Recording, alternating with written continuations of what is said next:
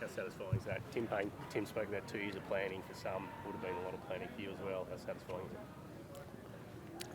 I think Pete said after the last Test match, I said you got no idea how much that hurts. You got no idea how satisfying that is. It's a great bunch of blokes, and they've worked very hard. We've got the luxury of 6 healthy fast bowlers, haven't seen for a long time. We've got the luxury of the number 1 batsman in the world and the number 1 bowler in the world, and a great camaraderie within the group. So yeah, it's very satisfying. How was that last hour for you? After last week, it was nice to get the job done. It's nice to have it in the bank, that's for sure. It's sort of, I know it's a cliche, but it's not over till it's over. So it was nice to. There was a great feeling up in the room when that DRS went our way at the end. Just to compare, like winning the Ashes as a player, you did that quite often. But as a coach, you seem to live every ball sitting on the edge. So, what does it feel like? Yeah, you probably watch more balls when you're a coach than a player, and it's very different. When you're a player, there's obviously the great feeling within the group when you win, but you also get a lot of personal satisfaction out of if you play well or you don't play well. But overall, I know what goes into it behind the scenes now. I just mentioned on Sky before, when you're a player, you don't realise everything else that goes on behind what happens on the field. The players, unbelievable what they do out there, but it's satisfying to get the result. The planning for this was done, as Tim said, years ago. How much did you have to tweak when you came in, or how much did you just let roll over once you started the job?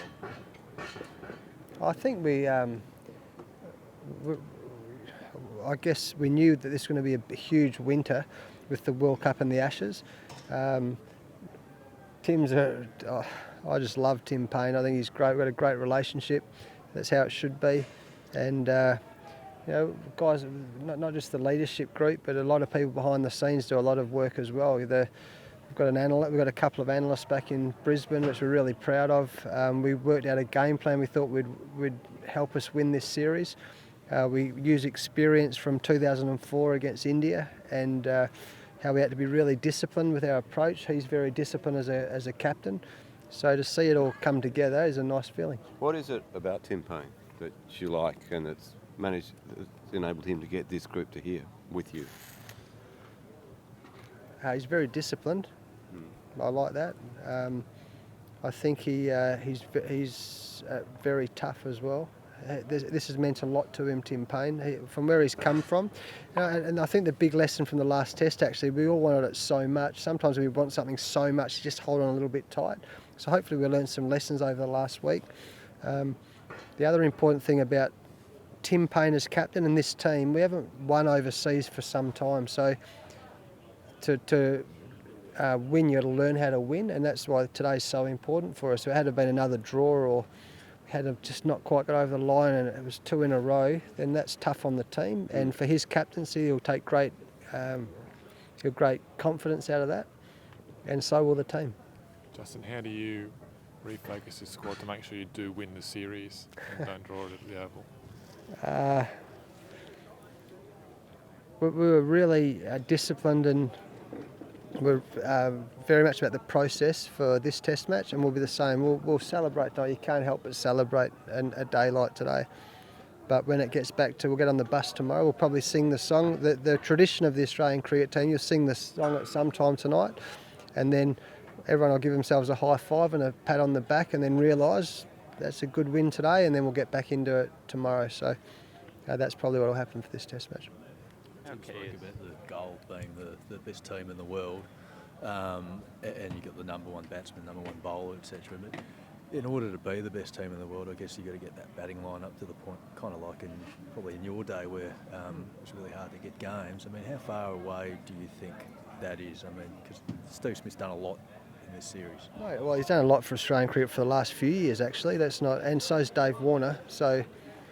But we also remember Travis Head, new to Test cricket, Marnus, new to Test cricket, Marcus Harris, new to Test cricket, Cameron Bancroft, new to Test cricket. You can't just give them that experience. They've got to earn that, and we're very thankful to have Steve batting like him. I've never seen batting like that. That on drive he played yesterday, I just don't know how he does that. I think Ricky's been saying it a lot. How do you teach kids how to bat like that? I mean, that on drive he played yesterday. I can't work out how he played that shot. So we're lucky to have him, but Test cricket takes time. You know, we've got to respect that. It takes a lot of time, and Davey hasn't a great series, but imagine how good the team will be when he starts having a great series. So, and we're hopefully we'll do that in the next Test match. The other guys are learning as they go, and that's all part of the experience. We're very lucky. I said at the start of the series, I thought the team who bats best will win the series, and because both have got very good bowling. Our bowling attack is world class. We're really lucky, and we're going to have to keep working on that batting. Justin, you talk about the bowling attack being world class, but how important was it over a period of a few years for them to learn the specific skills that they need over here, both with the Duke's ball and how you use it, not necessarily trying to swing it, try to wobble a seam around, that kind of thing? I think we've always known how talented they are. We've talked about this talented group of young fast bowlers for a long time. But the other thing is, it's just the fact that they're all fit and healthy is a massive plus for us. So, again, our support staff, whether it's in Brisbane or on the road, have done a great job to make sure that they're nice and healthy. They've bought into this concept of keeping everyone working together as a unit, and they've learned skills. I think the Duke's ball is very different, but they've learned great skills. But with talent, if you guide them in the right direction, then it's very exciting. How key has it been, to get to this point in terms of managing them smartly during the series, and what does that picture look like for this next test, given such a short turnaround? I haven't thought about it yet. To be completely honest, I know we've got James Pattinson literally jumping out of his skin to play the next test. Peter Siddle's been his first 2 tests. He was probably the standout bowler actually. A great professional and as I've said, a ripping person to have in the team. So they're all jumping out of their skin. It'll be fascinating to see how they pull up. I know a lot goes into winning a test match like that, so we'll see how they pull up. Whatever happens, we're lucky to have a couple of other guys who are raring to go if we need them. Does securing the Ashes give you, I suppose, with the batting, more freedom to give that time to those younger players? You've still got to perform. As an Australian Test cricketer, you've still got to perform, but whether it makes a difference whether we won the Ashes or not, that time will tell, but you've still got to perform whether you're young or you're a veteran. But we also have to recognise that they are young batsmen, and it's a really tough school, and hopefully they'll come through at some point. Justin, last 2 actually. You've obviously Steve's come back into camp. Steve Waugh's come back into camp for this test. How important is he? I mean, we've heard about what he does for the players. What about for you? I mean, you play a lot with him. Is he someone that you can lean on when times get tough for you? Of course. And Ricky's the same in the World Cup.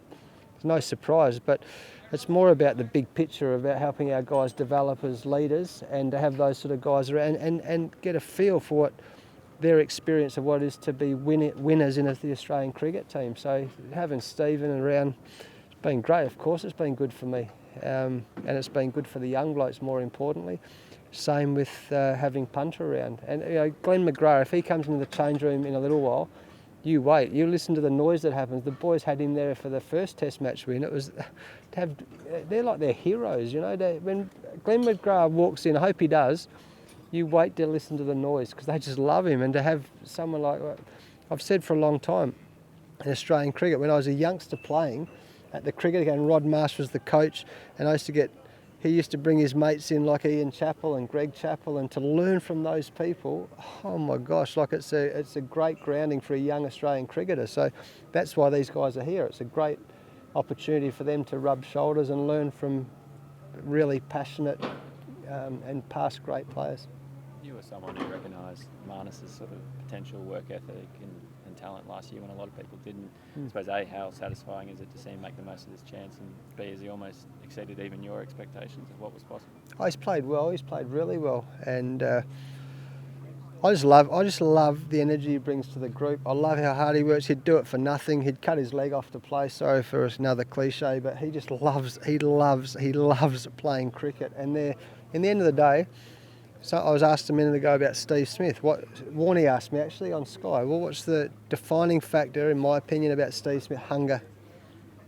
He's got hunger. Like, I've never seen anyone practice more. I've never seen him loves batting more than he does, and I've seen a few guys who love batting. Same with Marnus. He just loves the game of cricket, and if there's one trait I know about all the great players, they love the game. It's no effort to get out of bed every day. It's no effort to work hard. It's no effort to get into the contest. That's what I love about Marnus.